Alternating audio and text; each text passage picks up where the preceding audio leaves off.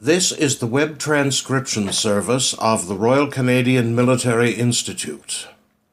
On December 2nd, RCMI member Bill Galbraith of Ottawa, who has made a study over many years of the life and times of John Buchan, Lord Tweedsmuir, author, politician, diplomat, and finally the 15th Governor-General of Canada, addressed the gathering.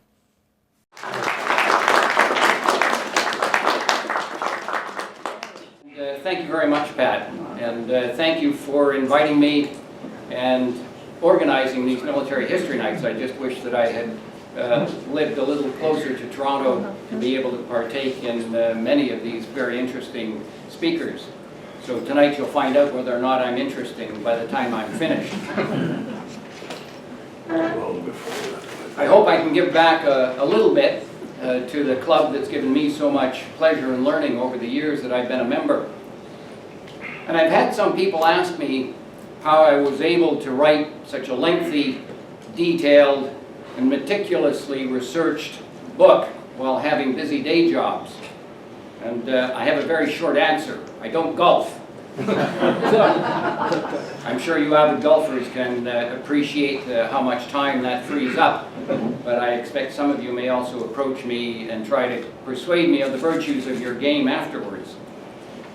But my principal objective in writing the book and articles before that through the 1990s was to share with people what I was learning about John Buchan and the research that I've been doing, largely started in the National Archives in Ottawa.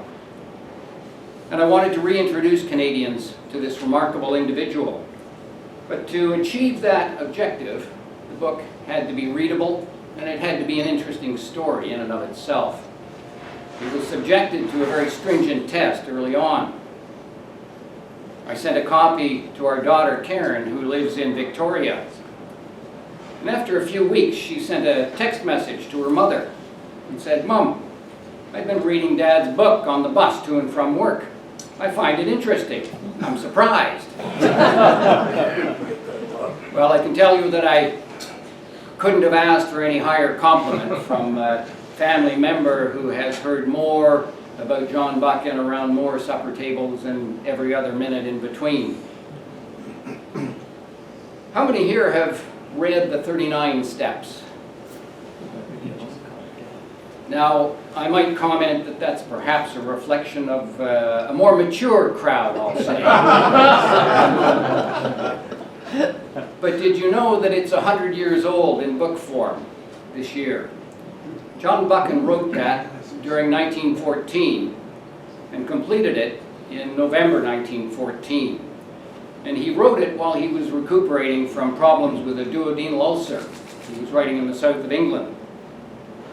It was serialized the following year in 1915 in Blackwood's magazine and then published in book form later in 1915. And in the dedication to his friend Tommy Nelson of Thomas Nelson and Sons Publishers, and Tommy Nelson was serving in France at the time, late 1915, Buchan noted in the dedication that the novel was written in the days when the wildest fictions are so much less probable than the facts. The 39 Steps has never been out of print since then. It was adapted to the silver screen in 1935 by an up-and-coming movie director, Alfred Hitchcock.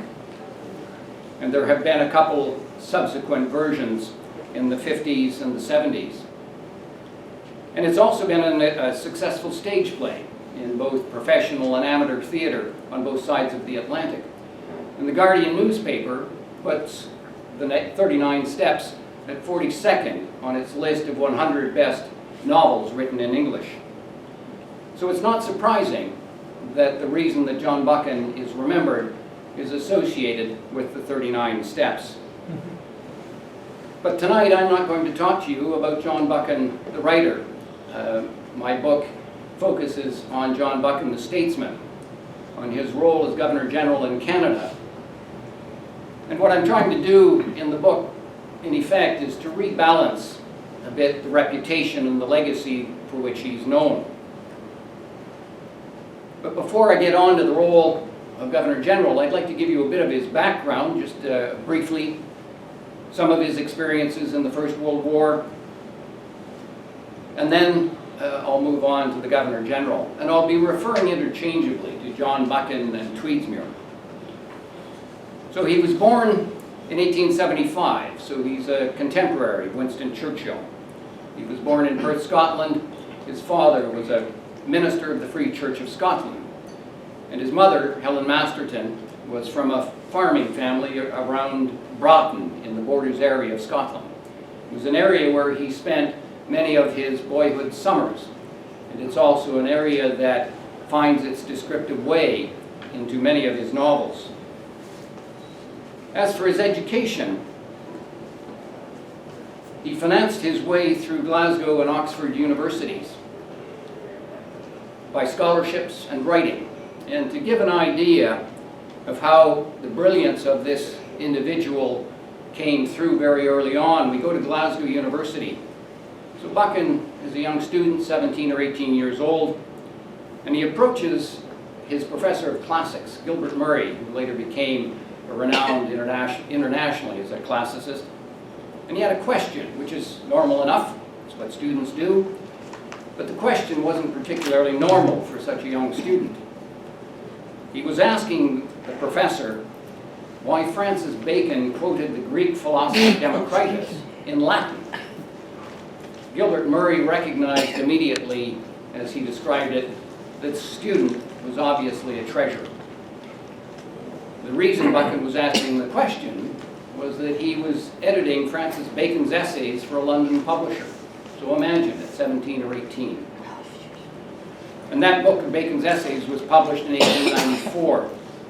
The next year, Buchan published his first novel, Sir Quixote of the Moors, and dedicated it to Gilbert Murray. By 1901, he was writing for The Spectator. After Oxford, he studied and practiced law at Middle Temple in London. In the fall of 1901, towards the end of the Boer War, he joined Lord Milner's office in South Africa. And he was there for 2 years and did some very important work. After he returned to London, he took up the law and writing again. He married in 1907 Susan Grosvenor, who was a cousin of the Duke of Westminster. The Dukes of Westminster, the family name is Grosvenor. But Susan didn't come with the money, the Duke's money. Of course, the Dukes of Westminster own a good portion of the City of London. So Buchan thought that he should find a job that would provide more steady income than the law and writing could provide him at the time. So he joined Thomas Nelson and Sons Publishers. But the writing that he had been doing for The Spectator demonstrated his interest in British politics, in the Empire, international affairs. So it isn't surprising that at one point he took a run at politics. And he ran in the election in 1911 as the Conservative candidate for the constituency of Peebles and Selkirk in the border areas of Scotland.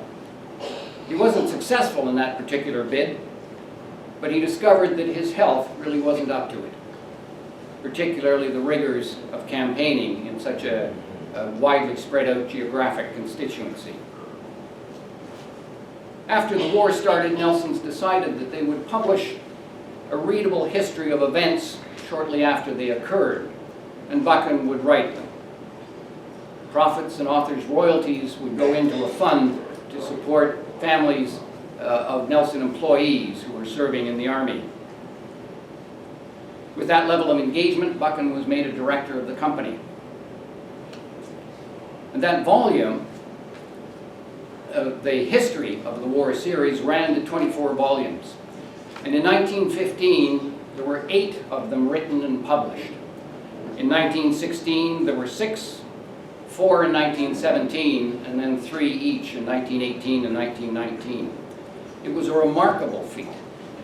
And it even impressed that other impressive chronicler and practitioner of war, Winston Churchill, who published his own 3-volume history of the First World War in the late 1920s.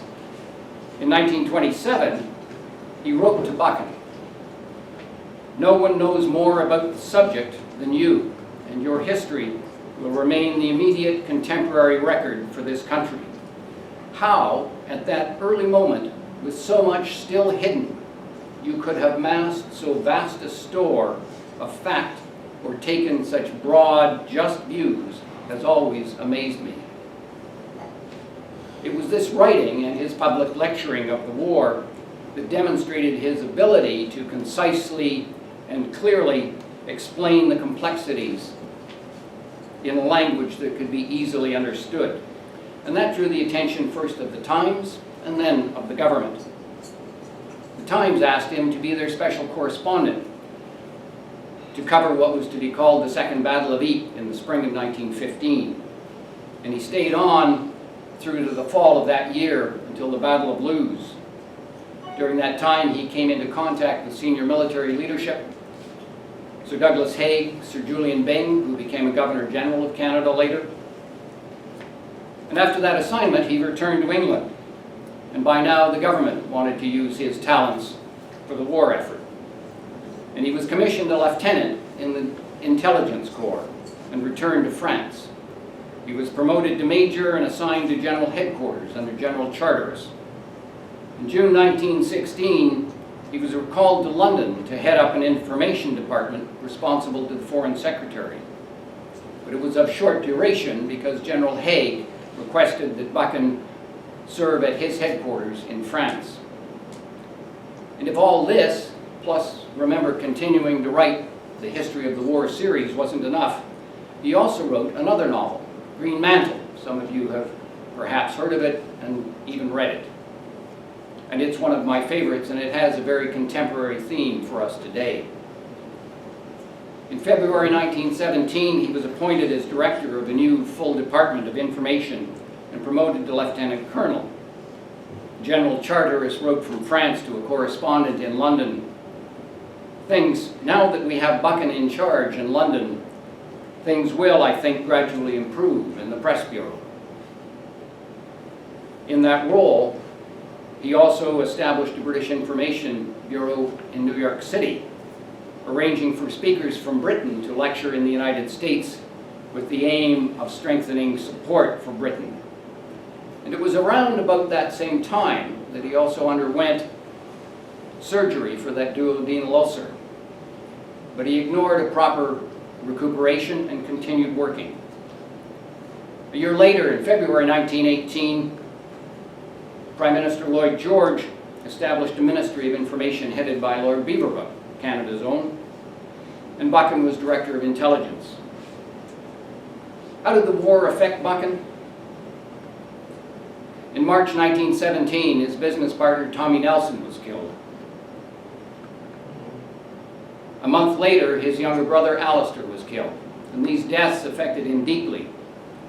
But well before that, in April 1915, when he published Volume 3 of the History of the War series, he wrote about the consequences of modern warfare with rank candor. It was about the entry of the Germans into Brussels in October 1914.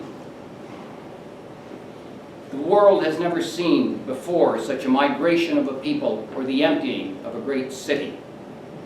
We see youth and age and innocence swept into the gulf because of the dreams of egotists and the blunders of governments. All the sacrifice and heroism, which are the poor recompenses of war, are suddenly overshadowed.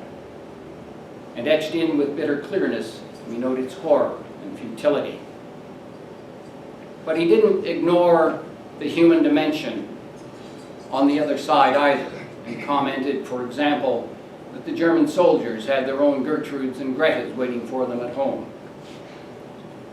The war also had another impact, as it did on the majority of the population and the political class, that endured through into the 1930s, and support for the policy of appeasement. The assessment of the Treaty of Versailles providing much of the rationale for it. There were also many lessons learned from his various roles in World War I that he would apply in the next war, and I'll touch on some of those very briefly later on. At the end of the war, exhausted and still ill, he sought more peaceful surroundings and bought a country home outside the village of Ellsfield near Oxford. In his post-war life, there was also a legacy from his time at the Ministry of Information when he had been appointed as a government representative on the board of directors of Reuters, the international news organization. And he remained a director for many years. In 1923-24, he was deputy chairman. And in that capacity, in 1924, he traveled to the United States via Canada. And while he was in Ottawa, he was hosted by Mackenzie King, Prime Minister at the time. The two of them had met 5 years earlier through a common friend in London. And in the Toronto area, he was hosted by Vincent Massey. By 1927, he was tempted again by politics, but the temptation came from a constituency that was vacant, that wasn't quite so demanding as the previous one that he had tried in 1911. It was a unique constituency of the 4 Scottish universities, which no longer exists. But it appealed as well to Buchan's intellectual character and his interest in education and youth. That just gives you a little bit of the character, some of the experiences that he's had. And I've left out a great deal. But now let me move on to his role as Governor General. And what may seem surprising now is that when he was appointed in March 1935, the appointment caused a nationwide controversy here. And why? Because the appointment was of Mr. John Buchan. And that was a break with the tradition of appointing peers from the House of Lords in London. The controversy sparked basic questions about who should be Governor General. Should he, there was no question of a she in those days, should he always be a peer? And if he wasn't going to be a peer and he was going to be a commoner like Mr. John Buchan, then why couldn't that commoner be Canadian born? But despite that controversy, everyone recognized John Buchan as an accomplished individual and welcomed him. When Lord Tweedsmuir arrived in Quebec City in November 1935, it was really a new constitutional chapter for Canada because of the 1931 Statute of Westminster, which effectively gave equality of constitutional status between the dominions like Canada and Australia with Britain. But this was all something that Canadians would take time to get used to in terms of its full meaning for Canada and for Canada's role in the world. Tweedsmuir appreciated profoundly the significance of the statute, which also gave legal sanction to a number of elements of the 1926 Imperial Conference, including that the Governors General would no longer represent the British government, but would represent only the sovereign. And up to that time, Canada, of course, had been responsible for its internal affairs, but with the Statute of Westminster, it was now responsible for its external affairs as well, that is, for its own foreign policy. Now, the two images on this slide reflect the official and the casual roles that a Governor General can fulfill. Buchan certainly knew the importance of his official role, his constitutional role as statesman in Canada, Crown and Parliament, but there was also a role for the Governor General as a statesman beyond Canada's borders. And on the softer side, if you will, he recognized that there was a role for the Governor General in reaching out to Canadians, promoting unity in the process, and to encouraging excellence. And what I'd like to do is to take each of those four and just describe a few highlights to reflect what his activities were and what some of his accomplishments were while he was here. So first, statesman in Canada. And when he arrived in November 35, he quickly became aware that Mackenzie King's business and personal affairs weren't particularly well organized. And it was an issue that had dogged him for over a decade. He was overloaded, and the Prime Minister was the Minister for External Affairs as well. Tweedsmuir offered to assist King to better organize his office, but his motivation was twofold. First, to alleviate the burden and concerns for his health from the workload. But second, he wanted to free up time so that the two of them could discuss things that concern our peace. And he was alluding, of course, to the deteriorating situation in Europe caused by the dictators. King accepted Tweedsmuir's offer of assistance, and Tweedsmuir responded first by giving an outline of the British practice for comparative purposes, and then offered suggestions for the sort of a position of chef de cabinet. And he described three principal duties. First, the individual would be head of the Prime Minister's office with perhaps two assistants to help schedule the Prime Minister's day, arrange appointments, deal with correspondence. But Tweedsmuir emphasized that individuals should never accompany the Prime Minister to his partisan political party activities. Mackenzie King didn't distinguish between any of his functions. This individual could also act as the Prime Minister's intelligence officer, identifying articles and books that the Prime Minister should read, monitoring the press, writing memos about special questions for the Prime Minister. And the third duty would be to act as principal liaison officer with the government departments, including external affairs. Now, Mackenzie King had also informed Buchan that, in fact, he had commissioned a study when he was last Prime Minister in the late 1920s. And he had commissioned Bergen Bickersteth, warden of Hart House at the University of Toronto here. Bickersteth went off to London, interviewed Maurice Hankey, Secretary to the Cabinet, many other individuals, came back, wrote his report, presented it to Mackenzie King, and Mackenzie King took it and put it on the shelf and did nothing with it. With Bickersteth and Tweedsmuir were then in contact, and Bickersteth was hoping that Tweedsmuir's involvement would help to dislodge Mackenzie King's inertia in this matter. But nothing happened for a couple of years almost after. Finally, in August 1938, Mackenzie King appointed Arnold Heaney as Principal Secretary to the Prime Minister with Deputy Minister status. And this was the nascent stage of what evolved into the offices we're familiar with today. The first two functions that Tweedsmuir had set out and described are what we associate obviously with the Prime Minister's office, with PMO. And the third function, the liaison with all government departments, is the position of Clerk of the Privy Council and Secretary to the Cabinet. So it was in this embryonic stage of an important part of Canada's modern machinery of government that Tweedsmuir had played a behind-the-scenes and very substantive and catalytic role. Another area where he played the statesman in Canada was the abdication crisis. And you're all familiar, I'm sure, with Edward VIII's affair with Wallis Simpson, the American divorcee. And Tweedsmuir and Mackenzie King were increasingly in contact through the fall of 1936. And why? Again, the Statute of Westminster.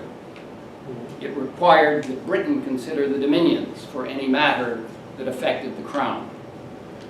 Contact between Governor General and Prime Minister intensified as the fall moved on. There were, however, tensions because of Mackenzie King's nationalistic suspicions, one might say perhaps almost paranoid, of British motives. And at times, those suspicions of Mackenzie King seeped through onto Tweedsmuir. For a couple of weeks at the end of November, the Governor General was traveling through Western Canada, and Mackenzie King confided to his diary that he was happy that the Governor General was no longer in town. For whatever reason, he suspected that Tweedsmuir may have been trying to push British interests ahead of those of Canada. Subsequently, however, and by his own admission, the suspicions proved unfounded. And it's testimony to Buchan's exquisite tact and statesmanship that he was able to deal successfully with his suspicious Prime Minister in such circumstances. And I can't leave Statesmen in Canada without a reference to the royal tour in the spring of 1939, King George VI and Queen Elizabeth. Buchan played a key role initiating and securing that visit. He saw it as a way to make the Statute of Westminster a reality for Canada. The image of the king on the coins and stamps would come alive, and the king would sit in Parliament and personally grant royal assent to a number of bills passed by Parliament. The visit, which toured Canada from coast to coast by special train, helped to raise the morale of the country. It was towards the end of the Depression. It helped raise morale, and it helped to unify Canada. And these were significant gifts, given that the country would be at war again in just 3 months' time. Now, to move on to statesmen beyond Canada's borders, and when Buchan was appointed, many friends and observers in the US and the UK had particular expectations, but those expectations were different from those here in Canada. For example, the New York Times commented how fortunate the appointment was for their country, describing Buchan's hopeless prejudice toward the United States, and that he would be the best bridge between the two continents. On the British side, he was seen as being able to make England and America intelligible to each other. Remember that he was very popular as a writer in the United States as well. And he would also be an interpreter of Canada and Britain to each other. And part of that played itself out during the negotiations for the British Commonwealth Air Training Plan in the fall of 1939. But I'm going to focus on what I consider his more significant activity as statesman beyond Canada's borders, and that's his relationship with President Roosevelt. Context is important, of course. Threats from the dictators were a major concern. But Roosevelt had to be very circumspect in any direct relations with Britain because of strong isolationist opinion in the United States that believed, rightly or wrongly, it was British propaganda during the First World War that was responsible for driving the United States into that war. It was much less problematic for the President, therefore, to be dealing with the Governor-General of Canada than directly with Britain. And the relationship between Tweedsmuir and Roosevelt would be at an official level and unofficial, direct and indirect. And the unofficial relationship had early origins when the Governor-General designate left London with some very confidential things to say to the President, entrusted to him by British Prime Minister Stanley Baldwin. The public, of course, would never know those aspects, but what the public could see, and therefore the dictators in Europe as well, was the official relationship.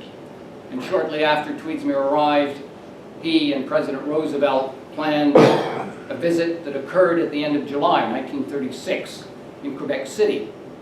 The location is important. Quebec City is where the summer residence of the Governor-General is, of course, in the Citadel.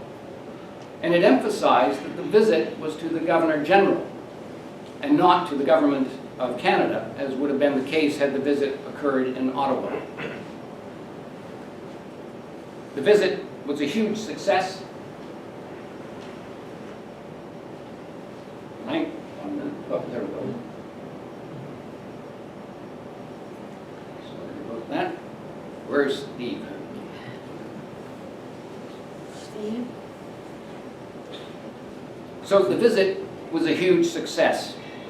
The speeches in Quebec City, the President, the Governor-General were broadcast over radio, highlighting the friendship between Canada as part of the British Commonwealth and the United States.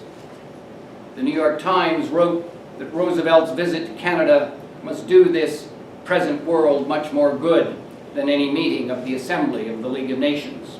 And it was exactly the type of outcome that Tweedsmuir desired.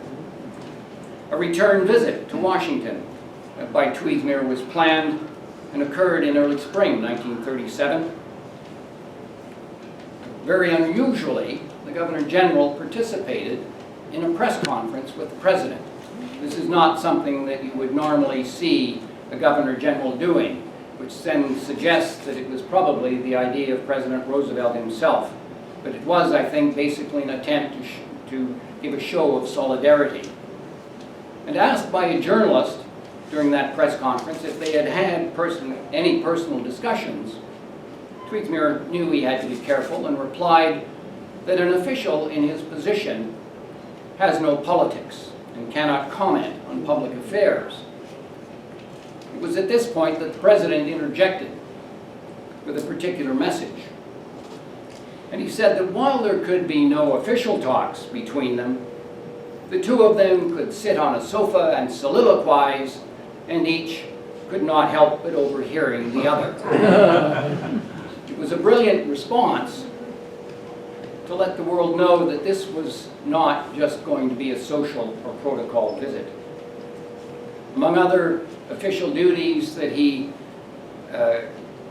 performed while he was in Washington, laying of the wreath at Arlington Cemetery, he addressed each of the houses of Congress.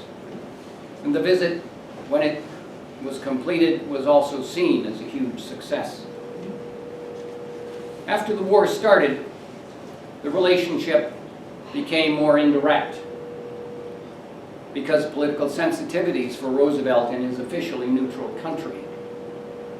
And Tweedsmuir pondered the impact of the war on his role as Governor General, thinking perhaps now that it would consist of meetings and discussions with his Prime Minister and flying about the country reviewing troops. And while those may be useful roles in and of themselves, he thought, my old work here is over. It wasn't. It was just added to what he continued to do, and that was strengthening the sovereignty and unity of the country. And it reinforced the strategic focus that he'd had since arriving, that of strengthening relations with the United States. In October 1939, he traveled to New York City for medical tests, but he had another purpose as well. He would meet with the new British ambassador, Lord Lothian, Philip Carr, who you see on the right. Lothian, on the right, the head of the Library of Congress, is on the left, and in behind them is a copy of Magna Carta, presented to the Library of Congress as a way of trying to demonstrate the common heritage between Britain and the United States and some of the basic principles of our civilization, rule of law. The objective of meeting Lothian was to assist him in writing his first major speech as ambassador. And that speech reflected many of the points that Tweedsmuir had included in a letter a month earlier to the new British Minister of Information, Hugh Lord Macmillan, who in fact had worked under Buchan when Buchan was Director of Intelligence in the First World War. And Buchan wanted to recall the great many bad mistakes that they had made during the previous war. And some of these included that there should be no propaganda in the ordinary sense, and therefore no speakers from Britain lecturing in the United States, because they would be perceived as propagandists regardless of their intentions. There were, however, many British writers who were popular in the United States and who could pay their own way through the United States lecturing and convey what was happening in Britain. And consistent with Buchan's approach during the First War was the importance of truth, letting the facts speak for themselves. He warned of the dangers of not keeping the public informed. And that meant at times fighting the military and civil bureaucracy's penchant for secrecy. He advised never denying a disaster, because glossing over it would just result in American journalists exaggerating it. And war aims should be stated clearly. Tweedsmuir also began exchanging ideas with others in the US and the UK about the shape of the post-war world, which is a demonstration of his confidence as to what the outcome would be. I mentioned earlier that Tweedsmuir knew that it was also important to get to know the country, to travel, to reach out to Canadians, to all Canadians and in all parts of the country, promoting unity in the process. This caricature appeared in the Vancouver Sun in August 1936. Tweedsmuir was giving a speech to the Canadian Club in Vancouver. It was his 61st birthday. And what's of particular interest to me are these 4 points in the bottom. because there are observations, very personal and human observations about this man, and I'll read them out very quickly. So, great conviviality, likes talking while he eats. Don't know what his mother would have told him about that. Quick, nervous type, blinks quite frequently, smiles often. Smokes cigarettes, but doesn't like apple pie, but will eat baked apple. And contrary to reports, looks exceedingly well and healthy. It must be our climate. And that last one, of course, shows how publicly known was the state of his health. But in addition to the basic objectives of travel, there was another equally important one for him. Again, we look at the context of the 1930s. He believed that the principles of freedom, rule of law, and democratic forms of government needed to be refreshed and strengthened to discourage people from being attracted to what he described as false prophets: Nazism, fascism, communism. And he watched and he addressed these themes regularly in his speeches as he crossed the country. And he watched with growing concern the plight of the Jews in Europe. In June 1938, he attended the dedication of Holy Blossom Temple here in Toronto and spoke of the untold misery and oppression of the Jews in Europe. Professor Michael Brown of York University has written that the most visible supporter of the Jews in Canada and of a Jewish homeland in those years was the Governor General. Never be off the road was a refrain heard from the Governor General, and he hardly ever was. During these trips, he also visited and talked with First Nations, many of whom made him an honorary chief. We see him here as Chief Eaglehead of the Blood First Tribe in southern Alberta. Some other honorary titles were from the Cree and the Huron, and the names they gave him reflected his role as a storyteller and as a scribe or writer. Within his first 2 years, he had more than fulfilled Canada's motto by traveling from sea to sea to sea, from Atlantic to Pacific to the Arctic.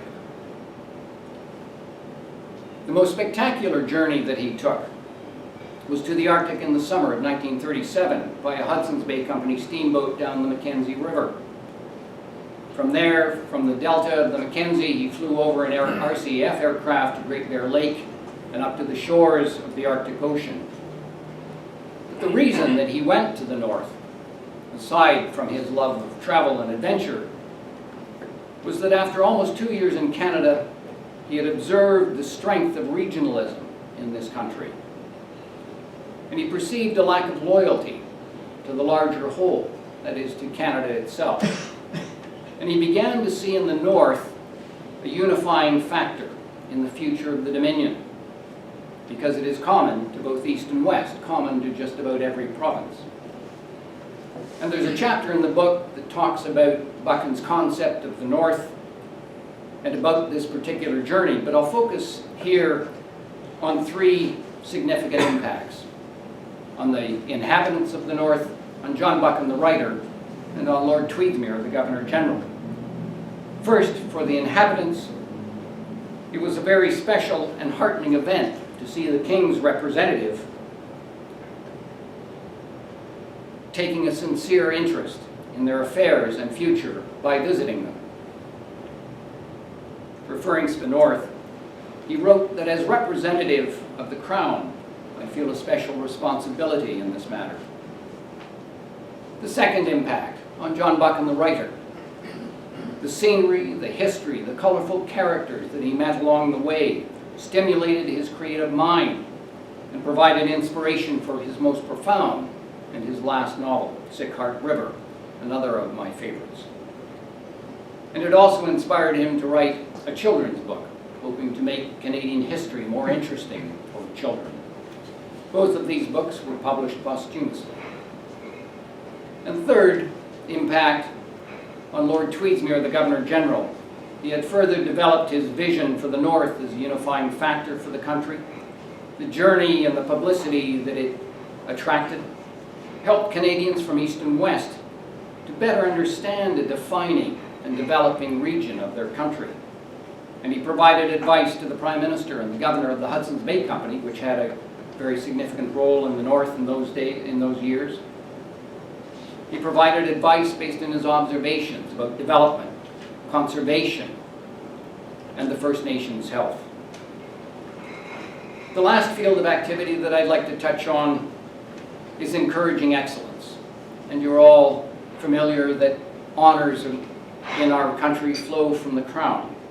They recognize excellence in many aspects of life, in public service, in military service, in giving selflessly to others through volunteer activity, in the arts and literature. Other awards may not come with medals and ribbons, but are equally recognized as the epitome in their field. The Governor General's Literary Awards is an example.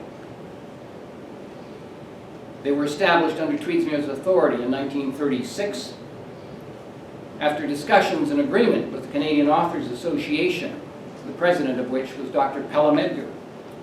The Canadian Authors Association, a group, had traveled in the early 30s to Britain, meeting with British writers, including John Buchan.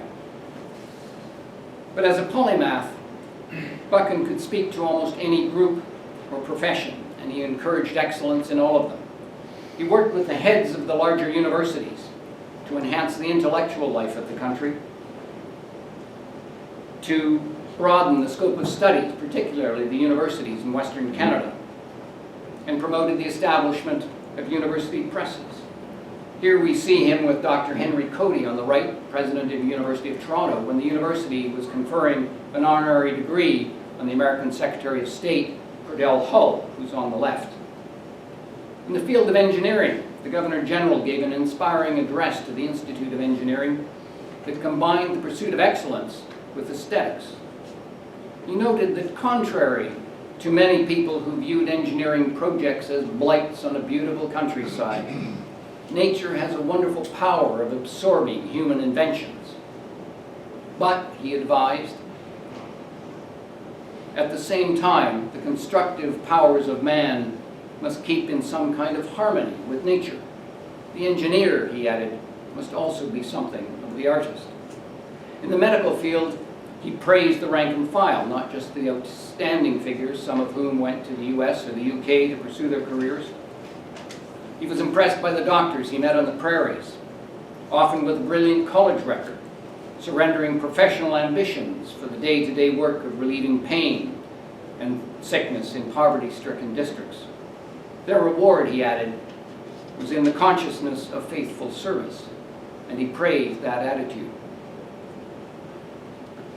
Tweedsmuir had, through his incredible energy, despite illness, become truly a man of the people. And many people that I interviewed through the 1990s who remembered his time used that very phrase. When it was announced in January 1940 that his time as Governor General would not be extended through beyond the fall of that year, a letter from the President of the Canadian Authors Association, Dr. Pelham Edgar, was indicative of the sentiments of Canadians from all fields and walks of life. Dr. Pelham Edgar wrote to him and said, "You know and love the country, and the country knows and loves you in return. The energy and intellect you have brought to your task will leave us permanently in your debt. In war, even more than in peace, your influence is a national necessity." Mackenzie King wrote quite separately that the Canadian people would feel a sense of security if he stayed on for the balance of the war. On the morning of February 6th, while preparing for another full day, including a special dinner for the American ambassador, Tweedsmuir suffered a stroke in the bathroom at Rideau Hall, causing him to fall, resulting in concussion and unconsciousness. His Ottawa doctors called our renowned neurosurgeon from Montreal, Dr. Wilder Penfield. He was transported by special train to Montreal with padding between the couplings to diminish the jerking of the cars and the train. In Montreal, Dr. Penfield performed a number of operations on the Governor General, but to no avail.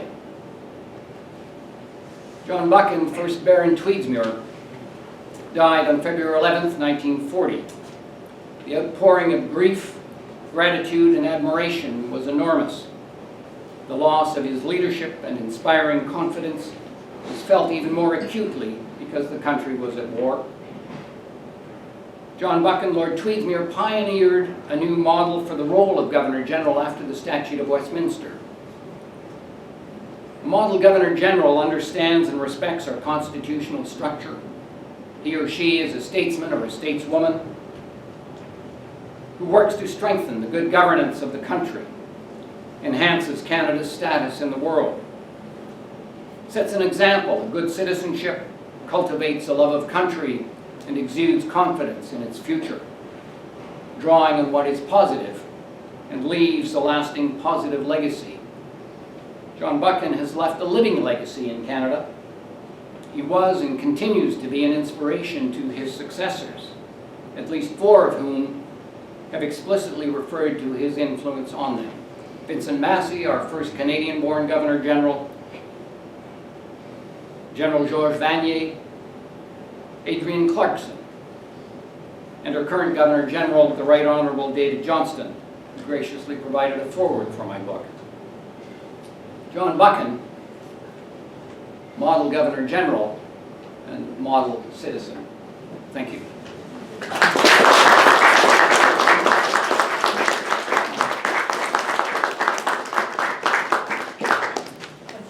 Now, if anybody has some questions, I'd be glad to try to answer them.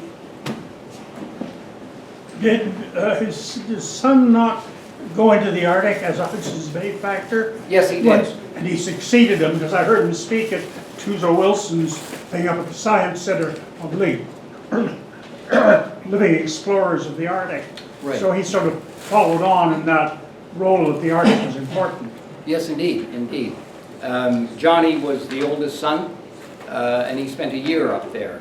And in fact, some of what came out in Sighart River, much of which takes place in the Canadian North, he picked up from his son's year on Baffin Island, in the north of Baffin Island as well.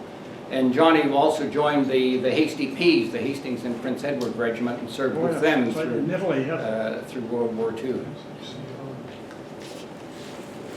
Yes? Why was he going to be removed as Governor General? It was largely his request, and it was mainly his health. Although that's only because historians have a better view than most people had at the time. He never would have admitted it. He gave all sorts of other reasons. He asked Mackenzie King to lobby the King not to extend him, not to even ask him. He knew that his health was not good and that he had to go home. So that's the main reason. Yes, Jim? Bill, given that he was very much a creature of empire looking back, particularly in the days of Milner and such, given the context of the Statute of Westminster, was there resistance to him coming as thinking he was too much an imperial figure, an instrument of the imperial power? No, and certainly any resistance had more to do with the fact, first, that he was Mr. Buchan when he was appointed, and that disappointed the imperialist strain in this country, who thought Canada had been snubbed because we didn't have a peer representing the King here as Governor General. And then when he was raised to the peerage by King George V, who wanted to be represented by a peer, he became first Baron Tweedsmuir, Tweedsmuir reflecting his Scottish borders roots. And then, of course, all the Canadian nationalists who wanted to have Mr. as Governor General, they were disappointed. So everybody ended up being disappointed a little bit, good Canadian compromise. But that would be more where that fit. It was a formative time for this country, where, as I said, Canadians were not completely used to this idea of being responsible for our own role, developing our own role and place in the world. And certainly Mackenzie King was first and foremost amongst those who wanted John Buchan to be Mr. Buchan as Governor General. And he resisted, to the extent that he could, the peerage. But of course that was not his choice. And in those days, there was still enough influence to allow that to happen. Any other questions? Yes. Bill, Paul. you touched on something very intriguing. You talked about Lord Tweedsmuir as a great supporter of the Jewish community in Canada, Jewish Canadians, and the homeland aspect, which of course did not turn out quite as they expected. But popular knowledge of the time, and that includes myself, sees Mackenzie King and Massey, our High Commissioner in London, as being, if not anti-Semitic, certainly against the large immigration of Jews to Canada. So you have the Governor General who may have been in support of that, as opposed to a Prime Minister and a High Commissioner in London that were not. Could you comment on that? Of course, the Governor General had to be very careful about how he dealt with the Prime Minister. And at times, because of Buchan's independence of mind, he would speak his mind. And there were times when Mackenzie King would let Buchan know in no uncertain terms who was responsible for putting his name forward to be Governor General. In a very sort of an underhanded way almost. And in dealing with that, Tweedsmuir knew that he couldn't force the government to do something. The anti-Semitism in the country was high, but through his own high profile and providing the support, at least it was something that he could do. He, after the war started, or before the war started, he tried to lobby to have Sudeten refugees come in. Now, they weren't Jewish. There were some Jews amongst them, but they were more socialists and so on. But there were about 1,000, I think, that came in. He had been proposing 5,000. So it was a very difficult time. And I speak to that. There's a whole chapter that deals with appeasement and remembering Joseph and the assistance that he gave even to Chaim Weizmann in the 20s in Britain for trying to follow through on the Balfour Declaration. Eric. I'd like to fast forward to the events of this week viewed through the lens of Lord Tweedsmuir's experience. And a couple of headlines have come up that signify that the honeymoon of the current administration may have worn off, may be beginning to show bruises. One is that someone has remarked that the ministers have leaped into action so fast that the political offices are understaffed and they are relying upon the bureaucrats to do their work for them. Would Tweedsmuir not have thought that that was the general idea in the first place? And secondly, yesterday the Governor General held a meeting involving partisan ministers to deal with the current refugee crisis. And this seems to be being heavily criticized as an unwarranted intrusion into partisan politics. And you want me to comment? I'd like through the lens of Lord Tweedsmuir, of course. Through the lens of Lord Tweedsmuir. Tweedsmuir worked very effectively behind the scenes, certainly, both in terms of what he would try to approach, whether it was regarding the Jews, whether it was the public service. How would he have dealt with this situation? The Governor General's office in those days was in the East Block on Parliament Hill. And when King George V died, there was an official period of mourning. And Tweedsmuir relished that because it meant that there were not a lot of formal duties to be done. And so he was able to concentrate more on meeting MPs, public servants.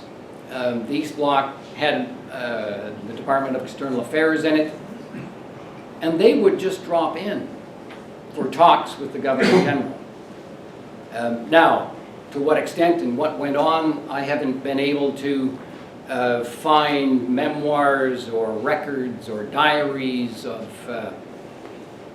whether it's Vincent Massey or Ritchie or some of the other bureaucrats from those days in the Department of External Affairs to hear what the discussions were. But he was certainly active and viewed the civil service. He had particular views traditionally on the civil service and the important characteristics of it, its independence, security of tenure, and so on. Should the Governor General be talking to ministers about the refugee crisis? If the Governor General is a humanitarian and has concerns about it, then perhaps he can, provided that he isn't prescribing particular policies, but just interested in informing himself because of the humanitarian issue at hand. Yes? As well as being an imperial functionary, from what I can gather, Buchan was also very much a Scottish nationalist, interested in Scottish independence and interested in Canadian independence. Those seem to be somewhat at odds with each other. Would you like to speak to that? Or? I wouldn't qualify him as a Scottish nationalist. He would have been for the Union. He was certainly for the Union, Scotland and England. But when we talk about the independence of Canada, it's more the sovereignty of Canada. The framework of the Statute of Westminster, and also in the context of the time and the threats from the dictators and the violent ideologies that were growing. He saw the empire, the Commonwealth now, as a bulwark, as the only bulwark to face that, along with relations with the United States. And in order for the Commonwealth, or the empire, to be strong, its component parts also had to be strong. So what he looked at doing was to strengthen the sovereignty of Canada, but also loyalty to the sovereign of Canada. And in that, he's trying to reconcile these two currents in this country. The nationalists, John Defoe, Mackenzie King, yes, a nationalist, but still a loyal Canadian and loyal to the Crown.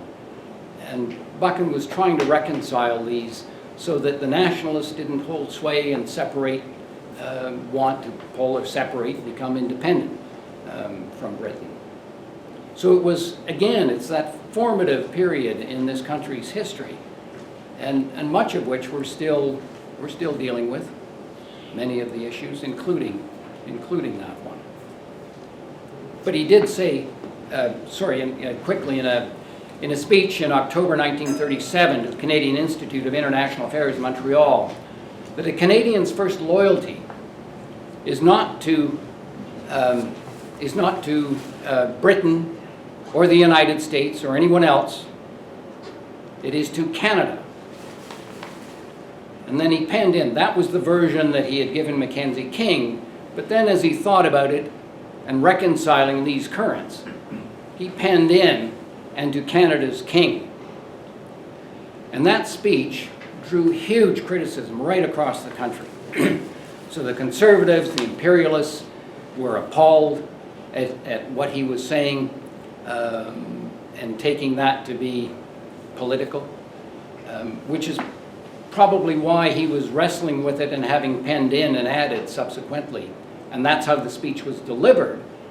A Canadian's first loyalty is to Canada and Canada's king. But what got reported in most of the press was the printed version that had gone out that didn't have that and to Canada's king in it. And that just fomented some of that reaction to it. Yes? You've emphasized the intelligence bent of John Buchan over his career. Was there any connection between John Buchan, or Lord Tweedsmuir, and Sir William Stevenson's organization? Because the modus operandi that he explained to Macmillan sounds very much like the operating instructions for Stevenson's organization. Or did they pick up, when he died, did they pick up the ball and run with it? So, in fact, I had a little bit that addressed that quite specifically, and I left it out. Pat had given me some strict deadline, time Sorry, frame. Pat, I pulled you down the river. And so, in fact, one of the things that Buchan had proposed was a committee, a group of influential Americans, and he knew most of them, from leaders of industry and academe, newspapers, and so on.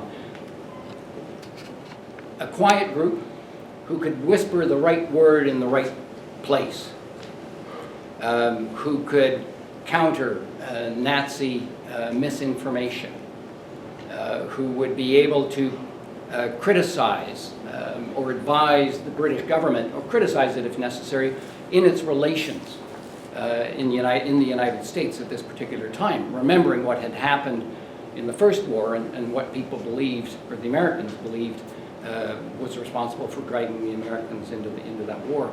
So that didn't take off at that time, but it did foreshadow the work of Intrepid for sure. And I've got more detail in the book. And it's really quite fascinating. There's much more research to be done there.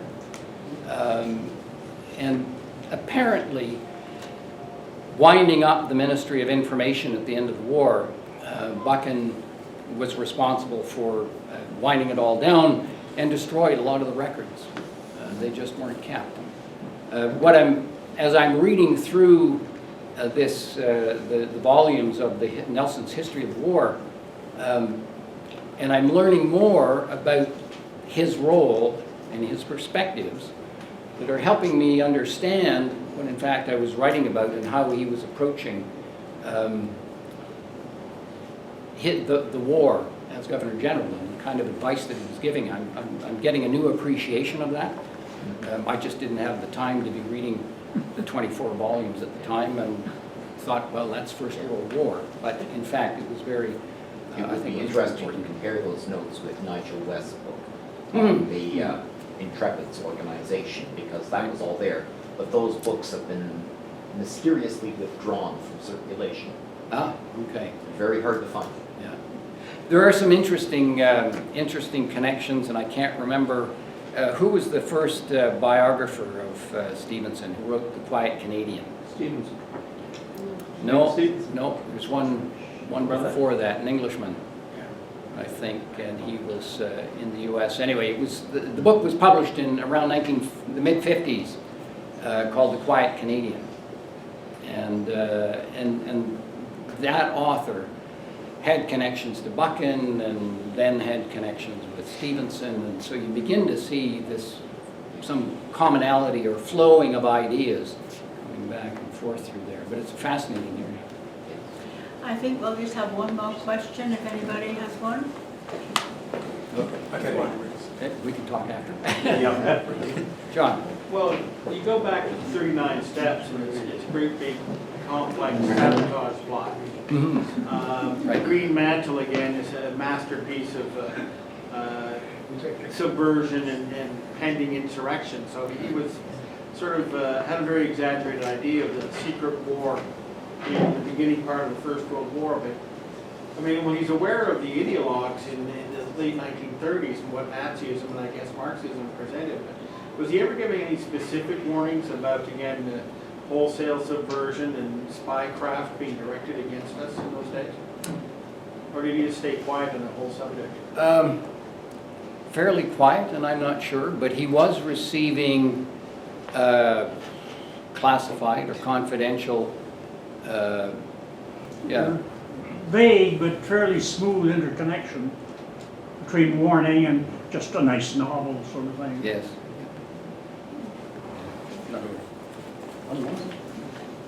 We have to have gender Well, equality. just one small I one. was just gonna say one little thing, Tony, I don't know if you recall, but there was a presentation here on Camp X, well, the old Yes. original, about 8-9 years ago.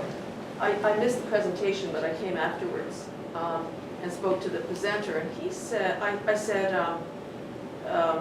originally Intrepid was in the, history section of libraries. And it's not there now. He said, yeah, it's considered fiction now. And because now that, since more, classified stuff had been declassified, it was considered that 50% of the information in the book was now correct. And I said, well, 50% is pretty good. So shouldn't it still be in the history section? Right. Those are interesting Yeah, interesting. anecdotes. Thank you. Thank you very much. This concludes today's webcast. On behalf of the RCMI, this is Eric Morse saying thank you for listening. You can keep up with coming events at the RCMI by visiting our website at www.rcmi.org. We hope you'll tune in again, and we hope to see you in person at coming events. Thank you and goodbye.